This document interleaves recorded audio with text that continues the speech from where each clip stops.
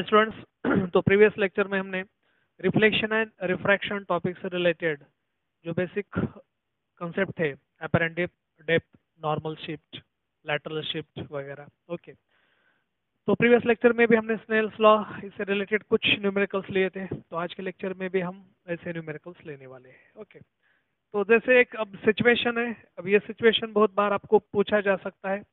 जैसे मान लीजिएगा यहाँ पर एक सिचुएशन कुछ इस तरह से है, इस सिचुएशन में दे रहा हूँ, इसके ऊपर इस तरह से क्वेश्चंस पूछे जाते हैं, अपरेंट डेप्थ, नॉर्मल शिफ्ट, ये जो कंसेप्ट हमने पढ़ा था।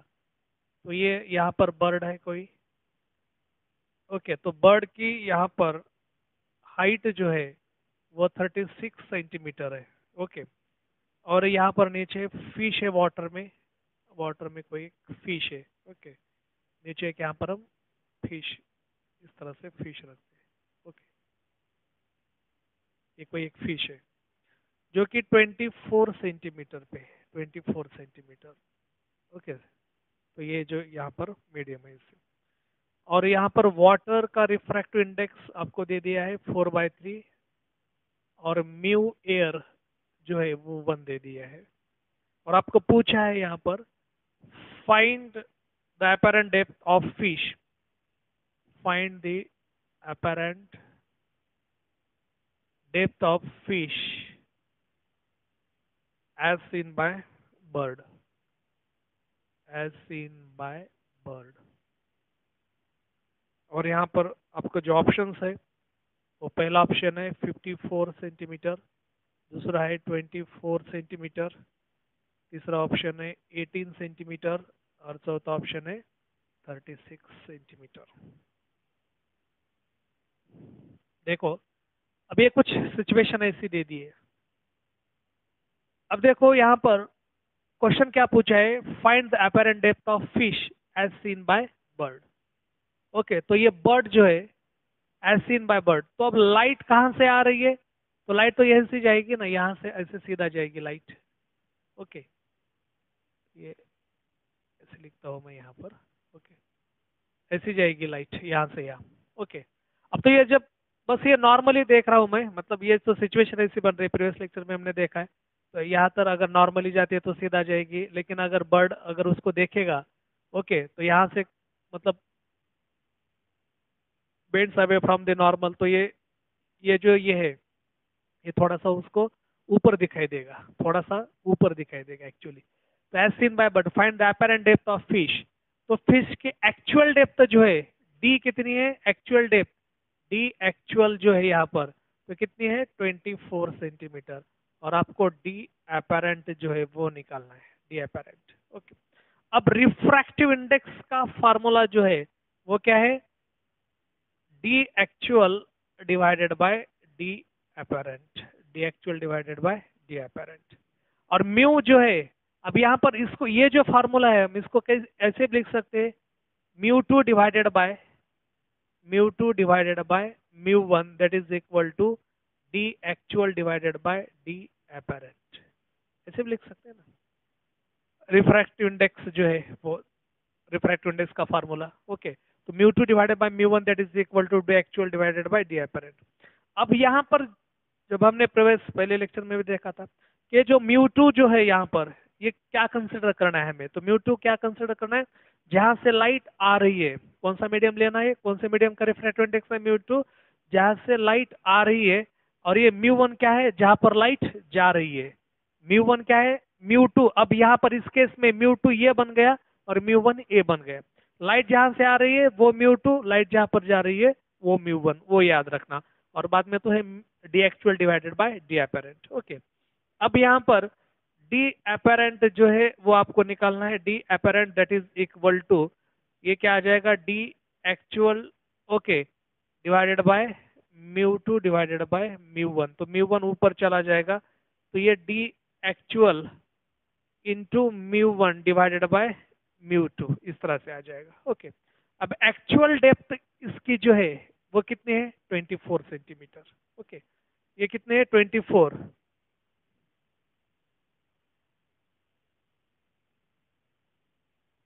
ऐसा ही है ना कुछ? यस। और ये रिफ्रैक्टिव इंडेक्स एयर 1 ऐसे दिया है ना कुछ?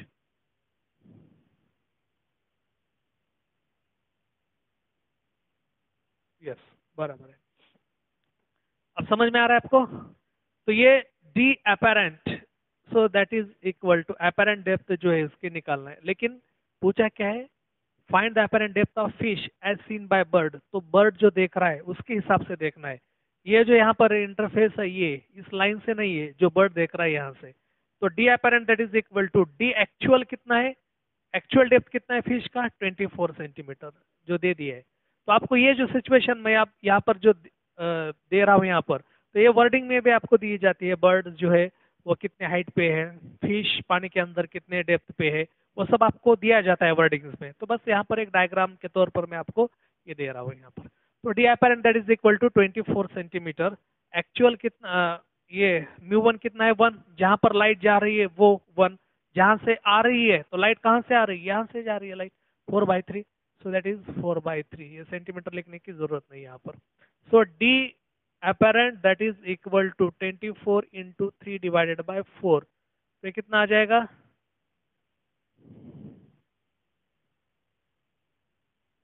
6 इंटू 3, तो ये 18 centimetre. D apparent that is equal to 18 centimetre. अब यहाँ पर कंफ्यूजन होता है, क्योंकि बहुत बार क्या होता है, ऐसे जब क्वेश्चंस आपको पूछे जाते हैं, ज्यादातर शाहू स्क्रीनिंग टेस्ट में भी ज्यादातर आपको देखा, मतलब इस तरह से देखा गया है कि ऐसे क्वेश्चन जो है इस तरह से कंफ्यूजन होता है।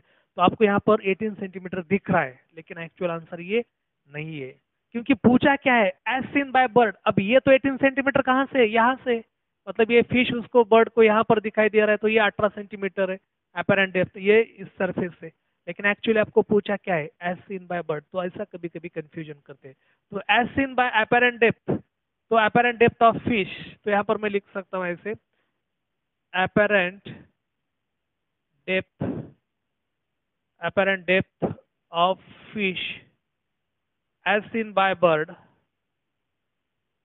as seen by bird, as seen by bird, so that is equal to apparent depth of fish as seen by bird। तो ये कितना आ जाएगा, तो ये 18 प्लस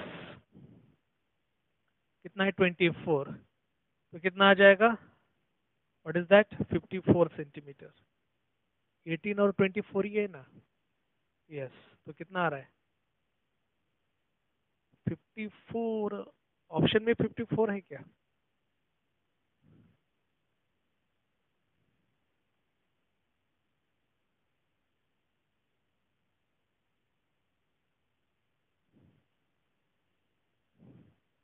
नहीं कुछ तो गलत हो रहा है ये। Apparent depth of fish as seen by bird है ना, अच्छा अच्छा, बर्ड से पूछा है, तो बर्ड की एक्चुअल हाइट कितनी है, अब ये तो उसको यहाँ पर दिखाई दे रहा है, बराबर है। और ये जो है डेप्थ कितना निकल के आ गया 18 सेंटीमीटर, और देखना कहाँ से है वो 36, ये गलत हो गया। 36 प्लस 18, तो 36 प्लस 18 कितना हो रहा है, तो ये 8 और 6, 4 और 1 4, 54 सेंटीमीटर। तो 54 सेंटीमीटर हमारे पास ऑप्शन है। ओके, तो कुछ इस तरह से। तो apparent depth of fish as seen by bird कितना आ रहा है 54 सेंटीमीटर, तो हमारे पास ये ऑप्शन है। समझ में आ रहा है? तो इस तरह से हम उसको लिख सकते हैं। अब यही क्वेश्चन, यही सवाल अगर थोड़ा सा उल्टा करके देख लिया जाए, मतलब find the apparent height of bird as seen by fish, उल्टा भी पूछ सकते हैं आप उसको। अगर उसको उल्टा पूछ दिया है जाए तो कैसे लिखना है, या हमें यहाँ पर देखना है। ये आपको समझ में आ गया? तो आंसर आ गया 54। चलो अब इसको उल्टा करते हैं थोड़ा सा।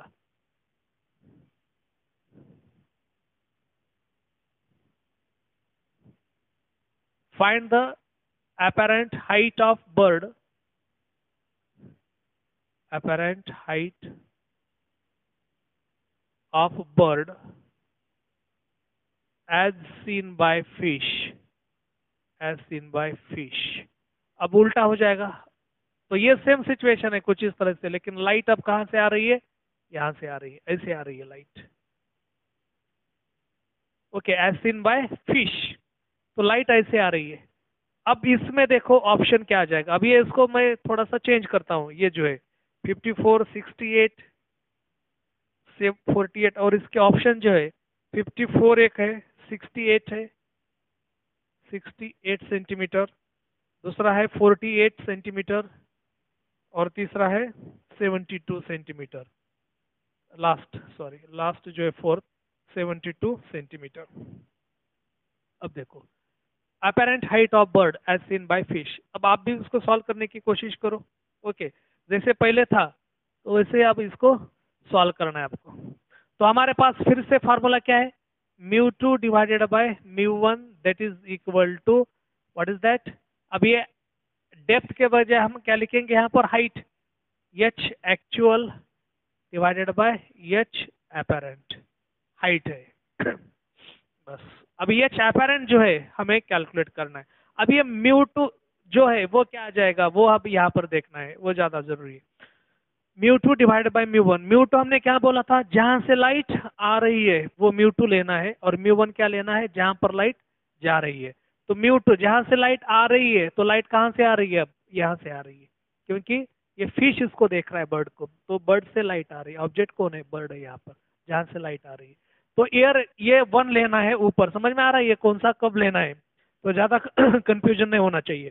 तो 1 divided by 4/3, so that is equal to h actual. अब एक्चुअल हाइट कितनी है, एक्चुअल हाइट कितनी है, 36 डिवाइडेड बाय एच अपेरेंट। अब अपेरेंट हाइट देखना है तो उसको थोड़ा सा ऊपर दिखाई देगा, यहाँ पर कहीं तो ऊपर दिखाई देगा। ओके, जैसे हमने सिचुएशन बनाया था ना, क्रॉस करके वो चला जाता है। ओके, तो देखने अब तो ये सिचुएशन ऐसे मैं ले रहा हूँ एक ही लाइन में। ओके, तो ये थोड़ा सा ऊपर दिखाई देगा उसको, जिस हाइट पे है उससे थोड़ा सा ऊपर दिखाई देगा।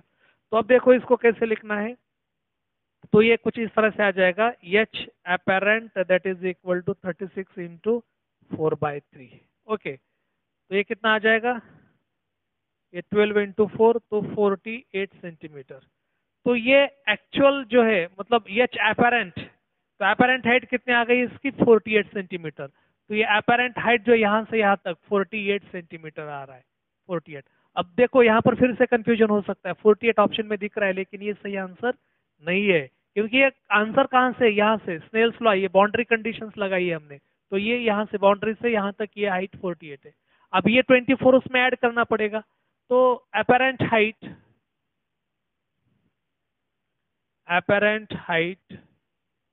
of bird as seen by fish, तो ये कितना है 48, और फिश कितना है 24 है नीचे 24, तो ये 2 आ जाएगा, और ये इधर 1 3, और ये 72 सेंटीमीटर। तो ये 72 सेंटीमीटर है क्या, यस, डी ऑप्शन।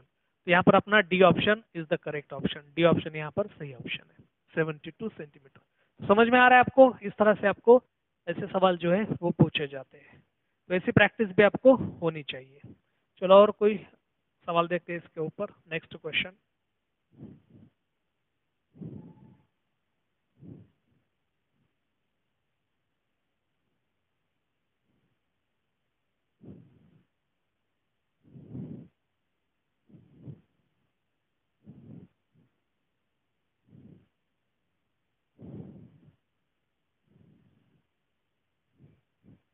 अगला सवाल,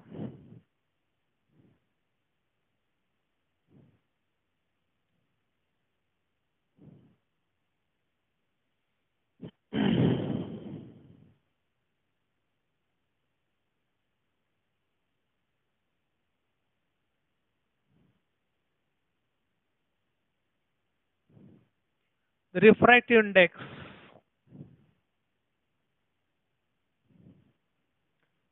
the refractive index of diamond is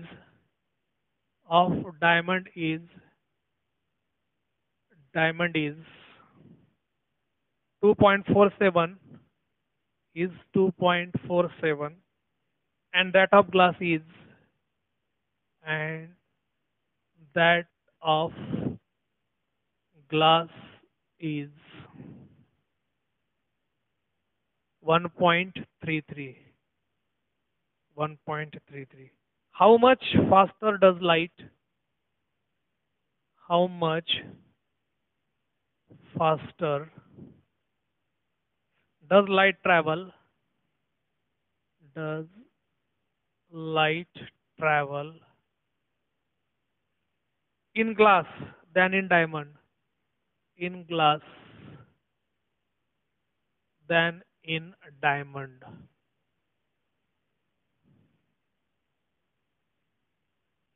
तो ऑप्शंस आपको दे दिए 7.72 इंटू 10⁻⁷ मीटर पर सेकंड।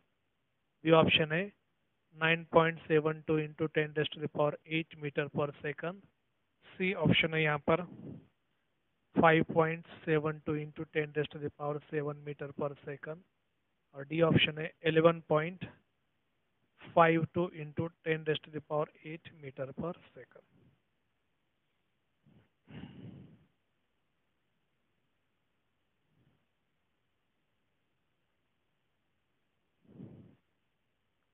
अब यहाँ पर रिफ्रैक्टिव इंडेक्स डायमंड का जो है वो दे दिया है और रिफ्रैक्टिव इंडेक्स ग्लास का भी दे दिया है। ओके, अब ये तो कंफर्म है जिसका रिफ्रैक्टिव इंडेक्स ज्यादा है, जिसका रिफ्रैक्टिव इंडेक्स ज्यादा है वहां पर स्पीड ऑफ लाइट कम होगी। समझ में आ रहा है? ज्यादा डेंसिटी मतलब रिफ्रैक्टिव इंडेक्स ज्यादा है, ज्यादा डेंसर है, ऑप्टिकली डेंसर मीडियम है, तो उस पे लाइट की स्पीड कम होगी। एयर पे तो ज्यादा रहती है और बाद में तो कम होगी, ये तो हम जानते हैं। तो जाहिर है कि वहां पर ग्लास में ज्यादा रहेगी। How much faster does light travel in glass than in diamond, लेकिन कितना ज्यादा फास्ट ट्रेवल करेगी ये हमें देखना है। तो पहले हमें क्या करना है, रिफ्रैक्टिव इंडेक्स जो है वो हमें ग्लास का जो फार्मूला है वो देखना है, या फिर पहले डायमंड का रिफ्रैक्टिव इंडेक्स डायमंड। तो इसका फार्मूला क्या है, velocity of light in air divided by velocity of light in diamond, बराबर है velocity of light in air. तो वी ए ऐसा लिखते हैं यहाँ पर, V A divided by V D.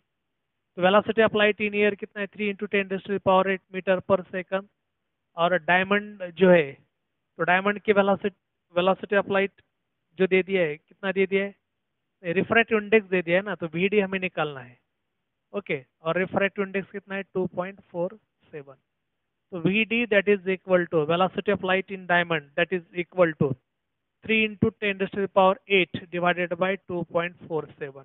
तो इसका कैलकुलेशन कर लो कितना आता है, 3 इंटू 10⁸ डिवाइडेड बाय 2.47, तो 1.215 इतना आता है कि देखो 1.215, 47 कुछ तो है, तो अप्रोक्सीमेटली 1.215 इंटू 10⁸ मीटर पर सेकंड इतना आ जाएगा। Okay, velocity. अब ये तो डायमंड की हो गई। तो अब ग्लास के बारे में देखते हैं, V mu G that is equal to V A divided by V G. तो V G that is equal to velocity of light in glass that is equal to V A divided by mu G. तो V A जो है वो कितना है, velocity of light in air 3 into 10⁸ इतनी है।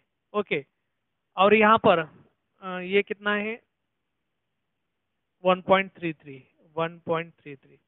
तो वी जी जो है velocity of light in glass वो कितना आ जाएगा, तो देखो यहाँ पर जो velocity of light in glass जो है वो कितना है,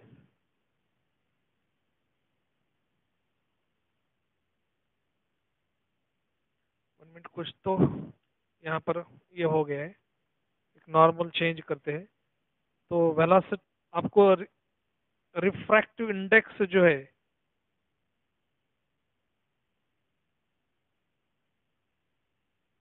ग्लास का रिफ्रैक्टिव इंडेक्स कुछ गलत है क्या, एक बार मैं कंफर्म करता हूँ, चेक करता हूँ।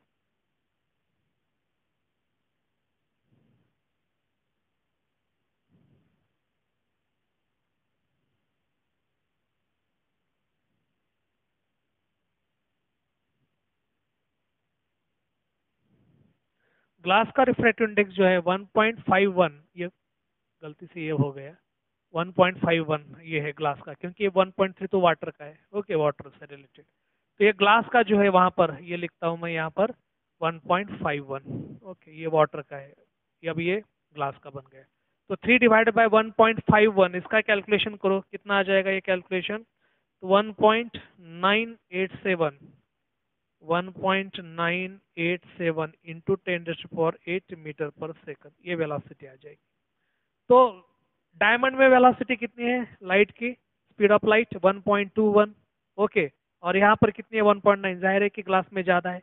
अब दोनों का डिफरेंस देखते हैं, v g minus v D, तो कितना आता है v g minus v d, 1.987 minus 1.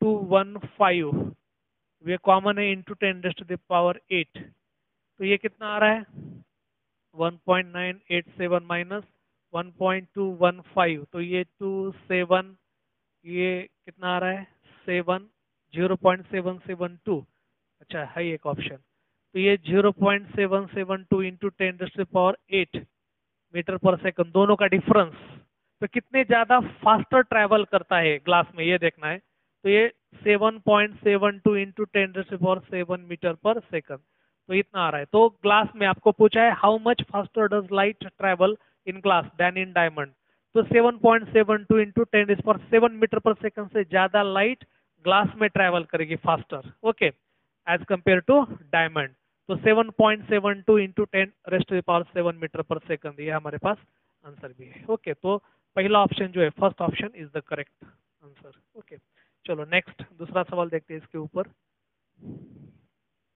समझ में आ रहा है आपको तो ऐसे सवाल आपको पूछे जाते हैं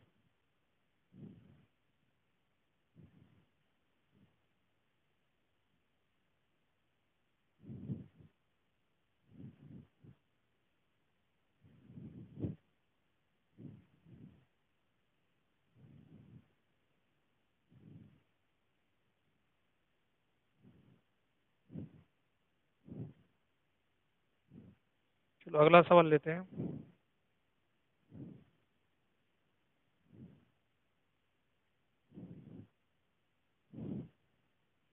रिफ्रैक्टिव इंडेक्स ऑफ डायमंड ये आसान है रिफ्रैक्टिव इंडेक्स ऑफ डायमंड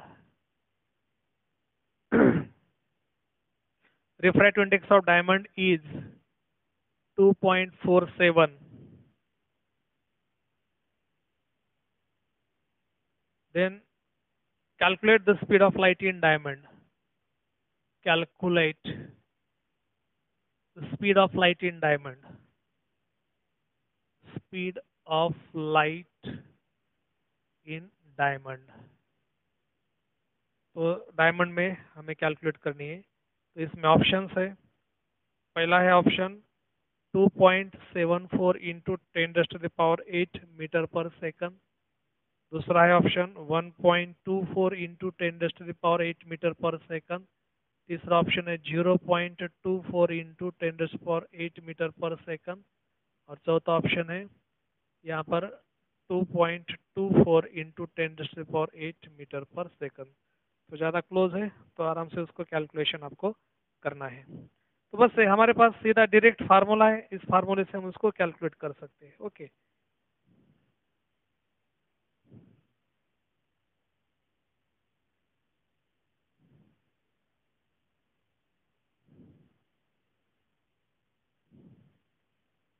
तो रिफ्रैक्टिव इंडेक्स ऑफ डायमंड तो रिफ्रैक्टिव इंडेक्स का फार्मूला क्या है तो स्पीड के फॉर्मेट में अगर कैलकुलेट कर दिया जाए तो speed of light in year divided by speed of light in medium speed of light in air divided by speed of light in medium speed of light in diamond अब medium कौन है diamond है तो आपको यही निकालना है we calculate करना है ओके तो वी डी हो गया ये वी ए और ये वी डी तो we D is equal to क्या आ जाएगा V A divided by mu 3 into 10⁸ metre पर second velocity of light in air और म्यू रिफ्रैक्टिव इंडेक्स कितना दे दिया है 2.47 3 डिवाइडेड बाय 2.47 कितना आता है यहाँ पर 1.24 इंटू 10⁸ मीटर पर सेकंड तो हमारे पास ये ऑप्शन है B option 1.24 into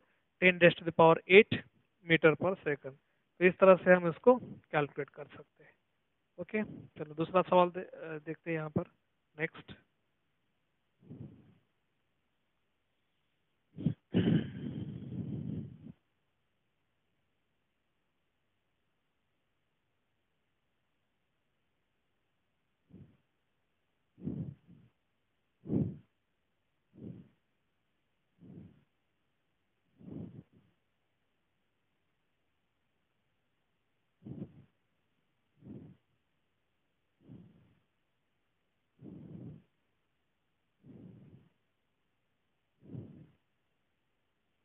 there is a black spot on a table, is a black spot on a table,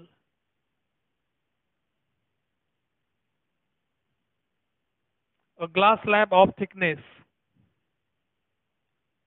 a glass slab of thickness 6 centimeter, thickness 6 centimeter, is placed on the table, is placed on the table over the spot, over the spot. Refractive index of glass is, refractive index of glass is 3/2.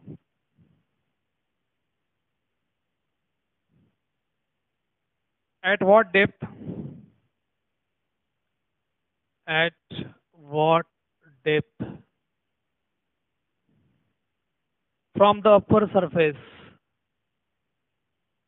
From the upper surface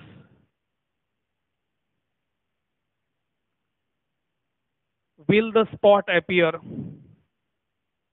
Will the spot appear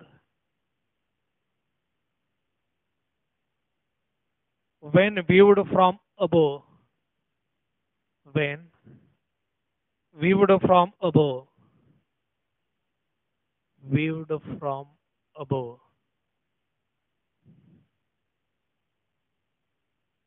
okay, तो option है पहला 6 centimetre, दूसरा option है 8 centimetre, तीसरा option है 9 centimetre, चौथा option है 4 centimetre.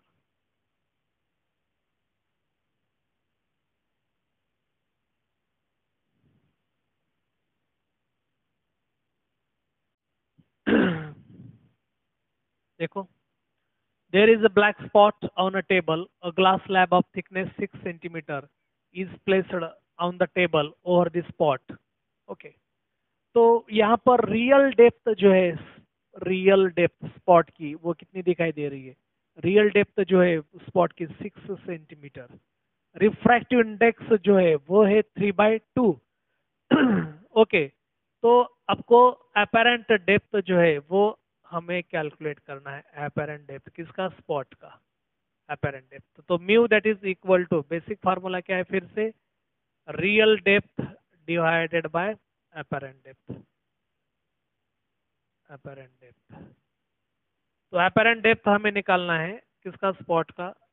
तो apparent depth that is equal to real depth divided by mu. तो रियल डेप्थ कितना है? 6, और म्यू कितना यहाँ पर आपको दे दिया है? 3/2, 3/2। तो ये 12/3, तो ये 4, तो कितना आ जाएगा?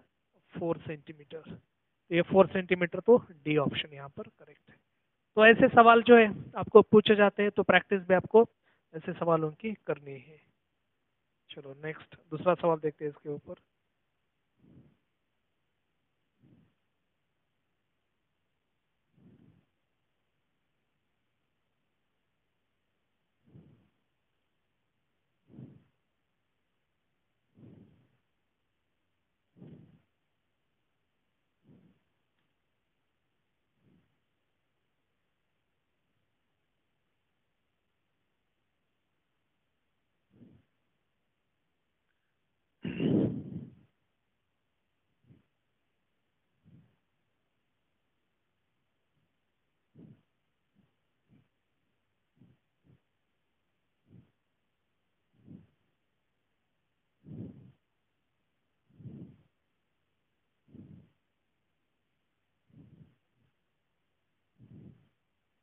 तो ये जो हम रिफ्लेक्शन एंड रिफ्रैक्शन, ये 5th लेक्चर है उसके ऊपर, रिफ्लेक्शन एंड रिफ्रैक्शन टॉपिक से रिलेटेड। तो जिसमें हमने बहुत सारे कंसेप्ट ले लिए। पहले प्लेन मिरर का ले लिया, बाद में स्पेरिकल मिरर, प्लेन मिरर में कुछ न्यूमेरिकल, स्पेरिकल मिरर, मैग्निफिकेशन, इसके ऊपर मिरर फार्मूला, इसके ऊपर न्यूमेरिकल्स लिए। फिर स्नेल्स लॉ मतलब रिफ्रैक्शन जो है, Snell's law, normal, apparent depth, refractive index, Snell's law, इसके ऊपर हमने बहुत सारे क्वेश्चंस ले लिए। ओके, तो थोड़े से और थोड़े से प्लेन मिरर हो सकता है, या फिर स्पेरिकल मिरर, उससे रिलेटेड भी कुछ थ्योरेटिकल थ्योरी बेस्ड भी क्वेश्चंस आपको पूछे जाते हैं। तो वैसे कुछ मिक्स कंसेप्ट की हम प्रैक्टिस यहाँ पर कर लेंगे।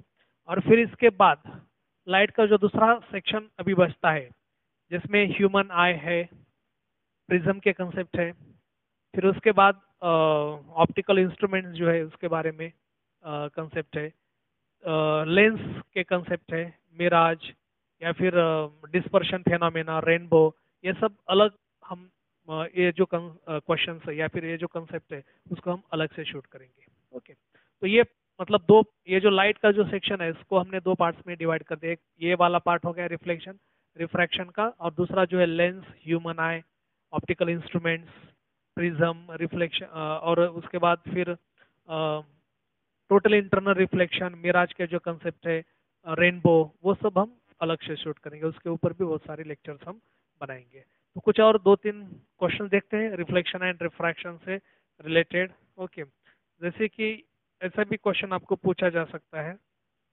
For example, a mirror forms a virtual image, a mirror forms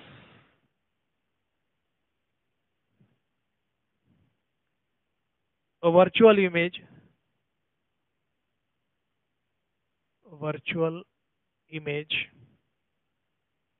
of a real object, of a real object, और इसमें ऑप्शंस दे दिए, it must be a convex mirror, it must be a convex mirror, second है it must be a concave mirror, it must be a concave mirror,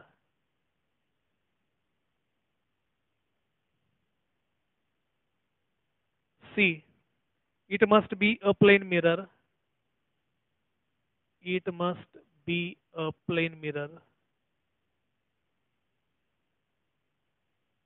D it may be any of the mirror mentioned above, it may be any of the mirror, any of the mirror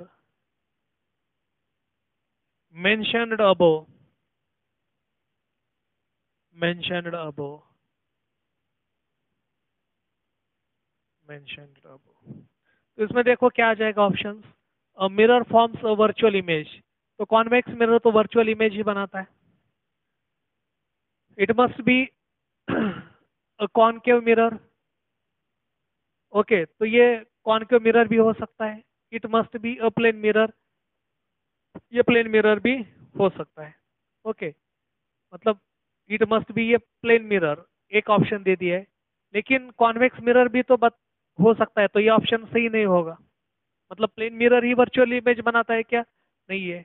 okay, तो वो convex mirror भी बना सकता है। Concave mirror का भी एक case है, ओके, जो वर्चुअल इमेज बनाता है, जैसे कि ऑब्जेक्ट पोल और फोकस के बीच में है, तो मस्ट बी, ये जो मस्ट वर्ड है तो ये नहीं है सही। ओके, तो it must B convex mirror, तो वर्चुअल इमेज बना रहा है तो क्या वो कॉन्वेक्स मिरर ही है क्या? नहीं है, वो कॉन्केव भी हो सकता है, वो प्लेन भी हो सकता है। ओके, तो ये कंफर्म ऑप्शन है, लेकिन ये जो है it may be any of the mirror mentioned above, तो ये वर्चुअल इमेज बना रहा है तो कोई भी एक ऑप्शन ऊपर हो सकता है, मतलब वो प्लेन हो सकता है, कॉनकेव हो सकता है, कॉन्वेक्स भी हो सकता है। ओके, तो हमारा डी ऑप्शन सही रहेगा। तो करेक्ट ऑप्शन जो है यहाँ पर हमें सेलेक्ट करना पड़ता है। तो बहुत सारे स्टूडेंट देखें, अरे प्लेन मिरर तो वर्चुअल बना रहा है तो उसको राइट करते हैं। किसको मतलब याद अगर रहता है, अरे कॉन्वेक्स मिरर में तो कोई रियल इमेज बनता ही नहीं है, वर्चुअल इमेज, तो उसको ये लिखेगा। कोई किसको लगेगा अरे कॉनकेव मिरर है तो रियल इमेज बनाता है, तो ये लास्ट वाला ऑप्शन तो नहीं रहेगा। लेकिन एक केस है ना यहाँ पर, तो ये हो सकता है। ओके, तो इस तरह से ये लास्ट ऑप्शन यहाँ पर सही रहेगा। Okay, it must be any of the mirror mentioned above, तो ऐसे हम इस तरह से आंसर लिख सकते हैं। ऐसे भी क्वेश्चंस आपको पूछे जाते हैं, तो वहां पर आपको एग्जैक्ट आंसर जो है इसका लिखना पड़ता है, एग्जैक्ट आंसर। चलो नेक्स्ट, दूसरा क्वेश्चन इसमें, v1 is velocity of light, v1 is velocity of light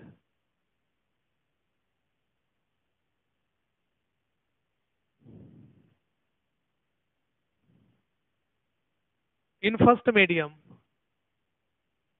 in first medium, v2 is the velocity of light, is the velocity of light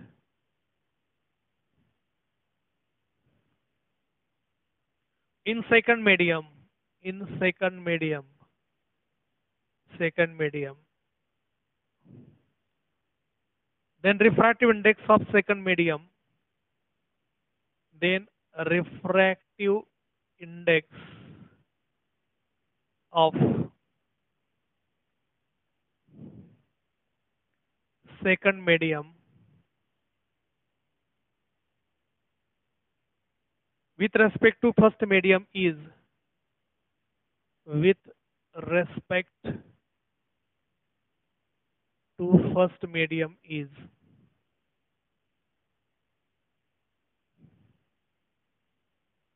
पहला ऑप्शन है यहाँ पर v1 by v2, दूसरा option है v2 by v1, तीसरा option है root v1 by v2, last option है root v2 by v1।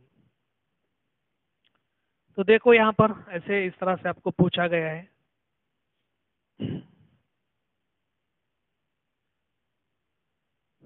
v1 is the velocity of light in first medium, v2 is the velocity of light in second medium, refractive index, तो refractive index second medium with respect to first, तो refractive index second with respect to first कैसे लिखा जाता है, mu2 divided by mu1, तो velocity उसका inverse में रहता है v1 डिवाइडेड बाय v2, तो ऑप्शन क्या आ जाएगा v1 by v2, क्योंकि ये वेलोसिटी और रिफ्रैक्टिव इंडेक्स एक दूसरे को इनवर्स में रहते हैं, इनवर्सली प्रोपोर्शनल। तो ऐसे हम इस तरह से इसका आंसर लिख सकते हैं, तो पहला आंसर इसमें सही रहेगा। समझ में आ रहा है आपको ये? तो ऐसे क्वेश्चंस इसके ऊपर आपको पूछे जा सकते हैं। ओके चलो, अब नेक्स्ट देखते हैं दूसरा।